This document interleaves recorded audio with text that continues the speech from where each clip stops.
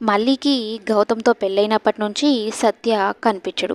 మళ్ళీ మీరా సంతోషంగా ఉండడమే నాకు కావాలనైతే అనుకుంటూ ఉంటాడు. అలాగే మల్లికి తండ్రి స్థానంలో ఉండి చిన్నప్పటి నుంచి చూసుకున్న సత్య మళ్ళీ కష్టాలు పడుతోంది మరలా అని తెలియగానే చాలా బాధపడిపోతాడు.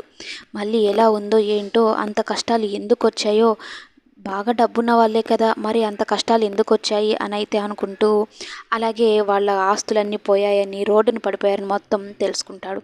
ఇక హుటాహుటిన బయలుదేరాలని అయితే అనుకుంటాడు. ఇక ఓవైపు గౌతమ్ అడిగే ప్రశ్నలకు మళ్ళీ చిత్రహింసలు అనుభవిస్తూ ఉంటుంది మానసికంగా. తను నాకు ఏ సంబంధం లేదు అని చెప్తున్న గౌతమ్ వినిపించుకోడు.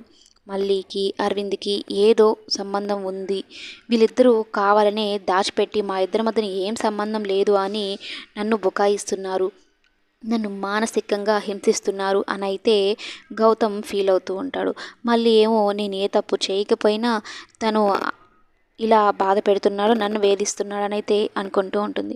అయితే అసలు మల్లీకి కష్టాలు రావడానికి గల కారణం ఎవరు అని అయితే ఆ కోణంలో ఆలోచన మొదలు పెడతాడు సత్య. నాకు తెలిసి మల్లీకి శత్రువు ఎవరైనా ఉన్నారు అంటే వసుంధరే.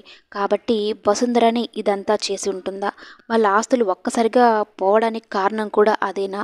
అరవింద్ దగ్గరికి వెళ్తే అసలు మల్లీకి ఏమైంది, వాళ్ళ పరిస్థితి అలా మారడానికి ఏమైనా కారణాలు అనేవి తెలుస్తాయి. ఒకవేళ వసుంధర అనే కానీ తెలిసిందంటే నా గన్నుతో తనని కాల్చి చంపేస్తానని కోపంగా పట్నం బయలుదేరతాడు సత్య. మరి సత్య వచ్చిన తర్వాత మళ్ళీ జీవితంలో ఏమైనా మార్పులు వస్తాయా? గౌతమ్ ఏమైనా మళ్ళీని అర్థం చేసుకుంటాడనేది